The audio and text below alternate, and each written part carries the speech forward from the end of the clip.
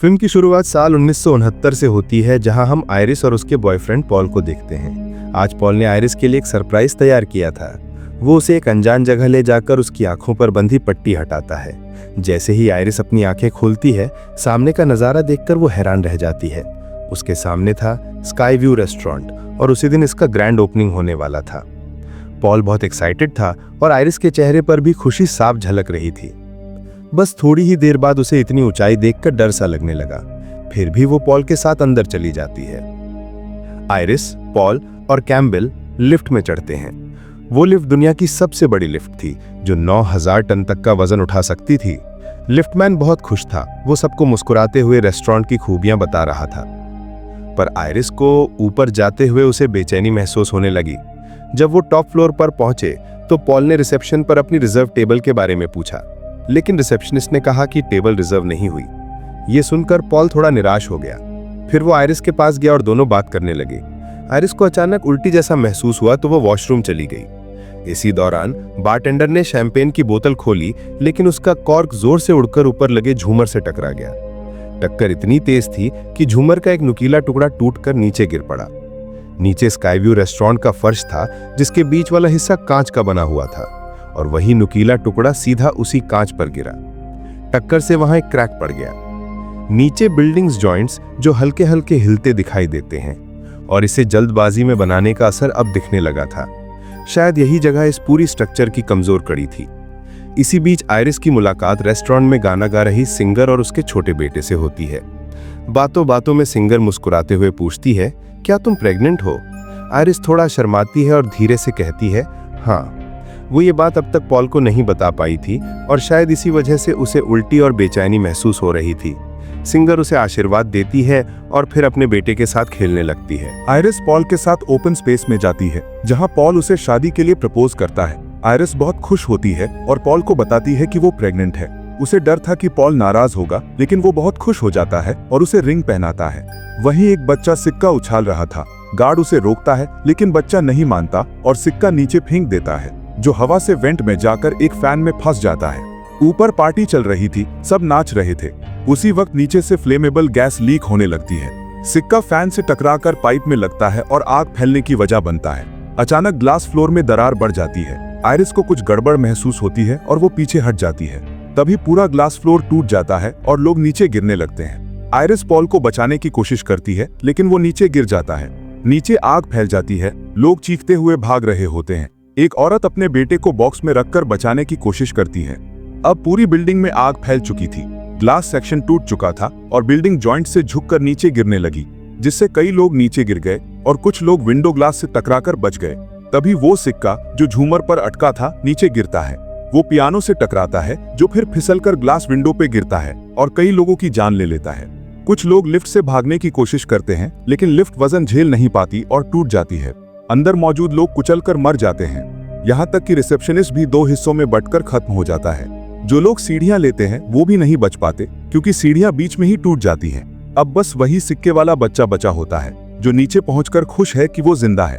तभी ऊपर से पियानो गिरता है और उसे भी खत्म कर देता है। उसका फेंका हुआ सिक्का वापस फवारे में गिरता है। अब सिर्फ आयरिस जिंदा बची थी। उसे वही सिंगर का बेटा मिलता है, जिसे वो बचाने की कोशिश करती है, लेकिन दोनों फिसलकर नीचे लटक जाते हैं। आयरिस की उंगली में पॉल ने पहनाई हुई रिंग फंस जाती है, जिससे उसकी स्किन तक उखड़ जाती है और आखिरकार दोनों नीचे गिरकर खत्म हो जाते हैं। सीन बदलकर अब प्रेजेंट टाइम में आता है, जहां स्टेफनी नाम की लड़की दिखती है। उसे बार बार आयरिस और उस भयानक हादसे के डरावने सपने आते हैं, जिनसे उसकी जिंदगी डर और बेचैनी से भर जाती है। अब स्टेफनी अपनी फ्रेंड को बताती है कि आयरिस असल में उसकी दादी है, जिनसे वो कभी नहीं मिली। फिर भी आयरिस उसे सपनों में क्यों दिखती है? वो हादसा क्या था? ये सवाल उसे परेशान करने लगते हैं। जवाब खोजने के लिए वो अपने घर लौटती है, जहां उसके पिता और भाई चार्ली मिलते हैं। उसकी माँ यानी आयरिस की बेटी डार्लिन जब स्टेफनी सिर्फ 10 साल की थी, तभी घर छोड़कर चली गई थी। स्टेफनी अपने पिता से आयरिस के बारे में पूछती है, लेकिन वो कुछ नहीं बताते। तब वो चार्ली के साथ अपने मामा हावर्ड के घर जाती है और बाकी कजिन्स से भी मिलती है। जब वो मामा से आयरिस और उस हादसे के बारे में पूछती है, तो वो कहते हैं कि ऐसा कुछ हुआ ही नहीं था। उनके मुताबिक आयरिस पागल हो गई थी। उसने खुद को और दूसरों को कैद करना शुरू कर दिया था। इसी वजह से उसके बच्चों को उससे दूर कर दिया गया। लेकिन वो रुकने वाली नहीं थी। लगातार डरावने लेटर्स और तस्वीरें भेजती रही, इसलिए सबने उससे रिश्ता तोड़ लिया। मामा कहते हैं कि शायद वो अब भी जिंदा हो, लेकिन उससे दूर रहना ही बेहतर है। मामा की चेतावनी के बावजूद स्टेफनी रुकती नहीं। वो उन पुराने लेटर से मिला एड्रेस लेकर आयरिस से मिलने निकल पड़ती है। आयरिस अब शहर से दूर एक बंकर जैसी जगह पर अकेली रहती है और हर दरवाजे को कैमरे से मॉनिटर करती है। जब स्टेफनी वहां पहुंचती है तो आयरिस उसे बिना फोन और चाबियों के अंदर बुलाती है। आयरिस बताती है कि जो भयानक सपने स्टेफनी को आते हैं वो असल में आयरिस की पुरानी झलकियां हैं। यानी जो हादसा हमने शुरुआत में देखा था वो वास्तव में कभी हुआ ही नहीं था। वो सब आयरिस का विजन था, जिसमें उसने पहले ही देख लिया था कि क्या होने वाला है। उसने सबको बचाने की कोशिश की, लेकिन डेथ को ये पसंद नहीं आया। अब वो बताती है कि ये कोई आम हादसा नहीं था, बल्कि मौत खुद एक शक्ति बनकर उन लोगों को क्लेम करने वापस आ रही है जिन्हें उस दिन मरना था। अब डेथ एक एक करके आयरिस के परिवार वालों को निशाना बनाने लगी। उसने आयरिस को भी खत्म करने की कोशिश की, जो पहले ही पॉल को खो चुकी थी। लेकिन अब आयरिस मौत के पैटर्न और उसके नियम समझ चुकी थी। उसने सालों तक रिसर्च की और एक किताब तैयार की, जिसमें उसने लिखा कि डेथ कैसे लोगों को खत्म करती है और कैसे उसने उसकी पूरी ब्लड लाइन को टारगेट किया है, क्योंकि उस दिन आयरिस ने मौत को धोखा दिया था। आयरिस को लगता था कि उस दिन सिर्फ उसी को बचना चाहिए था। स्टेफनी ये सब सुनकर डर जाती है और वहां से जाने लगती है। आयरिस उसे वो किताब देना चाहती थी ताकि वो अपने परिवार को बचा सके, लेकिन स्टेफनी बाहर निकल जाती है। आयरिस जानती थी कि बाहर उसकी मौत उसका इंतजार कर रही है। फिर भी वो बाहर जाती है और बिल्कुल वैसे ही मर जाती है जैसे उसने पहले से देखा था। अगले सीन में आयरिस का अंतिम संस्कार होता है। वहीं स्टेफनी की मां डार्लिन भी लौट आती है, लेकिन स्टेफनी उसे देखकर खुश नहीं होती, क्योंकि बचपन में डार्लिन उसे छोड़कर चली गई थी। अगले दिन सब लोग हार्वर्ड के घर पार्टी में होते हैं। डार्लिन को भी बुलाया जाता है, लेकिन वो अपने परिवार से दूरी बनाए रखती है। इसी बीच स्टेफनी को आयरिस की बातें याद आती हैं। वो उसकी किताब खोलती है, जिसमें वो बच्चा और वही सिक्का भी था जिसने स्काईव्यू डिजास्टर शुरू किया था। किताब में हर मौत का तरीका लिखा था। मौत ने आयरिस को एक विजन दिखाया था, एक ऐसा हादसा जो होने वाला था, लेकिन आयरिस ने सबको बचा लिया। यही उसकी सबसे बड़ी गलती बन गई, क्योंकि अब मौत गुस्से में थी। उसने तय कर लिया था कि जिन लोगों को उस दिन मरना था, अब उनकी पूरी ब्लड लाइन को खत्म किया जाएगा। अब सीन वापस पार्टी में आता है, जहाँ एक ड्रिंक के अंदर कांच का टुकड़ा गिर जाता है और यहीं से अगली मौत की शुरुआत होती है। ट्रैम्पोलिन के नीचे एक गार्डन टूल रखा था और ऊपर बच्चे उछलकूद कर रहे थे। डार्लिन ने वो टूल देखकर हटा दिया। शायद उसे भी कुछ अंदाजा था कि कुछ गलत होने वाला है। इसी बीच स्टेफनी भी पार्टी में पहुंचती है, लेकिन तब तक देर हो चुकी होती है। मौत ने अपना काम शुरू कर दिया था। एक बोतल गिरकर वाटर पंप ऑन कर देती है। पंप का पानी पाइप में भरने लगता है, जिससे पास रखे टूल्स गिरने लगते हैं। उसी दौरान वो ड्रिंक, जिसमें ग्लास का टुकड़ा था, नीचे गिर जाती है और उसका टुकड़ा हार्वर्ड के पैर में चुभ जाता है। दर्द से वो फिसल कर नीचे गिरता है और तभी गार्डन टूल्स का एक हिस्सा ग्रास कटर पर गिरता है। कटर चालू हो जाता है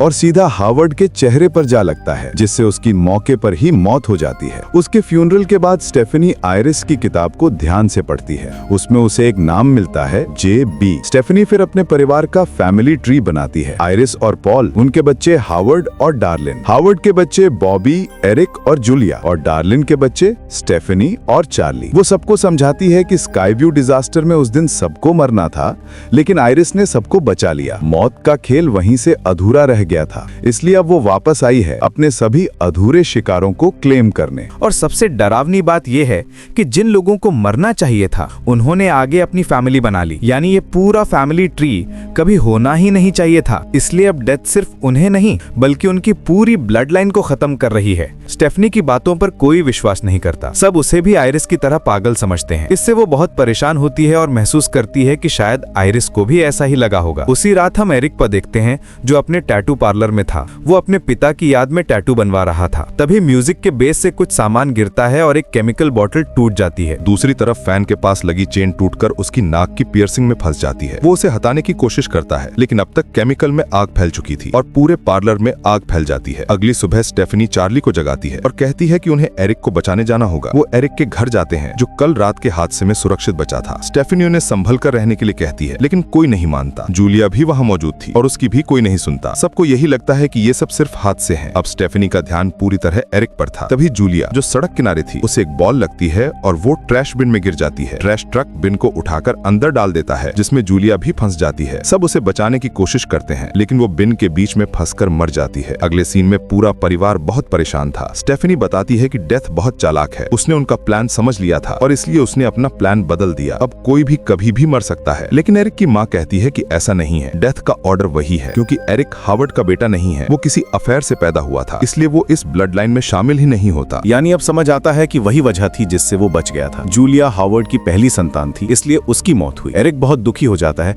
लेकिन स्टेफनी कहती है कि अब उन्हें बॉबी को हर हाल में बचाना होगा। वो बताती है कि उस किताब में मौत से बचने के तरीके गणित की तरह समझाए गए हैं, साथ ही उन्हें अब जेबी को ढूंढना होगा। डार्लिन बताती है कि उसे आयरिस के पुराने खत से पता चला था कि जेबी किसी अस्पताल में काम करता है। सब लोग वहीं जाने का फैसला करते हैं। बॉबी और एरिक भी उनके साथ निकलते हैं। रास्ते में डार्लिन अपने बचपन की बातें बताती है, कैसे आयरिस मौत से हमेशा डरती थी और वो खुद स्टेफनी और चार्ली को उसी डर से दूर रखना चाहती थी, इसलिए उन्हें छोड़कर चली गई थी। आखिरकार सभी जेबी से मिलते हैं, वही आदमी जिसे पहले मौत या एंजल समझा जाता था। लेकिन अब सच्चाई सामने आती है कि वो उस सिंगर का बेटा है जो स्काईव्यू हादसे से बच गया था। उसने और आयरिस ने मिलकर मौत से बचने पर रिसर्च की, लेकिन बाद में दोनों को कैंसर हो गया। जेबी बताता है कि मौत से बचने के सिर्फ दो रास्ते हैं, या तो किसी और की जान ले लो और उसकी उम्र पालो, या खुद को खत्म कर लो। एक लड़की ने ऐसा किया था, वो मरी थी, लेकिन मेडिकल टीम ने उसे फिर से जिंदा कर दिया, जिससे मौत का सर्कल टूट गया। जेबी कहता है कि उसे भी कैंसर है, इसलिए अब वो बस अपना आखिरी वक्त शांति से बिताना चाहता है। अब स्टेफनी सोचती है कि आगे क्या किया जाए। इस बीच एरिक बॉबी को समझाता है कि अगर वो अपनी पीनट एलर्जी से मरने की हालत तक पहुंच जाएगा और फिर उसे बचा लिया गया तो साइकिल टूट जाएगी। वो पीनट बिस्किट मशीन से निकालने की कोशिश करते हैं, लेकिन वो फंस जाती है। एरिक गुस्से में मशीन पर हाथ मारता है, जिससे ग्लास टूट जाता है और स्प्रिंग बाहर निकल आती है। फिर दोनों एमआरआई रूम की तरफ बढ़ते हैं। मशीन ऑन होते ही एमआरआई रूम में मैग्नेटिक फील्ड बहुत तेज हो जाती है। एरिक के शरीर में लगी पियर्सिंग उस ताकत से मशीन की ओर खींचने लगती है। पीछे रखी कुर्सी भी खींच कर आती है और एरिक को मशीन से टकरा देती है, जिससे उसकी मौत हो जाती है। बॉबी अब तक जिंदा था, लेकिन तभी नर्स दरवाजा खोलती है और वही स्प्रिंग टूटकर सीधी मशीन से उछलती है। वो जाकर बॉबी के सिर में घुस जाती है और वो भी खत्म हो जाता है। मौत ने फिर अपना काम पूरा कर लिया। अब स्टेफनी बहुत डर और थक चुकी थी। उसे महसूस होता है कि मौत को धोखा देने की कोशिश में हालात और बिगड़ते जा रहे हैं। वो डार्लिन और चार्ली से बात करती है, जहां डार्लिन कहती है कि वो आयरिस वाले पुराने कैबिन में रहेगी, क्योंकि वहीं आयरिस सालों तक सेफ रही थी। स्टेफनी और चार्ली भी उसके साथ जाने का फैसला करते हैं। उनके जाने के बाद कैमरा उस कॉइन पर जाता है जो वहां जमीन पर गिरा था। एक औरत उसे उठाकर अपने पास रख लेती है। अब कैबिन का दरवाजा लॉक था, तो स्टेफनी उसे तोड़कर अंदर जाती है। इससे लाइट की वायरिंग गड़बड़ा जाती है और स्पार्क्स उड़ने लगते हैं। उसका सीट बेल्ट फंस जाता है, तो वो डार्लिन से कहती है कि वो अंदर जाकर खुद को बचा ले, लेकिन तभी एक पिन गिरती है जो गैस सिलेंडर ऑन कर देती है और अगले ही पल जबरदस्त ब्लास्ट होता है। टकराव के जोरदार इम्पैक्ट से ट्रक पानी में गिर जाता है, जिसमें स्टेफनी फंस जाती है और डूबने लगती है। उसी वक्त एक पिलर गिरकर डार्लिन को कुचल देता है, जिससे उसकी मौत हो जाती है। चार्ली पानी में कूदकर स्टेफनी को बचाता है, जो बेहोश थी। वो उसे सीपीआर देकर होश में लाता है। चार्ली कहता है, तुम मरी थी, अब जिंदा हो गई हो, मतलब साइकिल टूट चुका है। दोनों को अपनी माँ डार्लिन की मौत का बहुत दुख होता है। अगले सीन में चार्ली अपनी डेट के घर जाता है, जहाँ स्टेफनी भी साथ होती है। उधर पास में वही औरत दिखती है जो पहले सिक्का उठाई थी। इस बार सिक्का उसके हाथ से फिसलकर रेलवे ट्रैक में जा फंसता है। स्टेफनी और चार्ली अब डॉक्टर से मिलते हैं। डॉक्टर बताते हैं कि उस दिन स्टेफनी असल में मरी नहीं थी, बस बेहोश हुई थी। ये सुनकर दोनों घबरा जाते हैं, क्योंकि इसका मतलब था कि डेथ का साइकिल अभी टूटा नहीं है। सच में मौत को चकमा देने के लिए व्यक्ति का दिल, सांस सब रुकने चाहिए और फिर उसे जिंदा किया जाए, लेकिन ऐसा उनके साथ नहीं हुआ था। अब दोनों का एहसास होता है कि मौत उनके बहुत करीब है। तभी एक अजीब सा माहौल बनता है। अचानक ट्रेन सिक्के की वजह से ट्रैक से उतरकर सड़क पर आ जाती है। स्टेफनी और चार्ली जान बचाने के लिए भागते हैं। उन्हें लगता है कि वो बच गए हैं, लेकिन तभी ट्रेन से लकड़ी के भारी लट्ठे गिरते हैं, जो सीधे उन पर गिरकर दोनों को कुचल देते हैं, जिससे दोनों वहीं दम तोड़ देते हैं। और यहीं साफ हो जाता है कि मौत का श्राप अभी खत्म नहीं हुआ। इसके बाद अखबारों की कतरनों में दिखाया जाता है कि जो परिवार कभी स्काईव्यू हादसे से बचे थे, मौत अब धीरे धीरे उन्हें भी अपना शिकार बना रही है। और फिर बूम, इसी धमाकेदार अंत के साथ final destination the blood lines की कहानी पूरी हो जाती है। मौत ने एक बार फिर साबित कर दिया, इससे कोई नहीं बच सकता।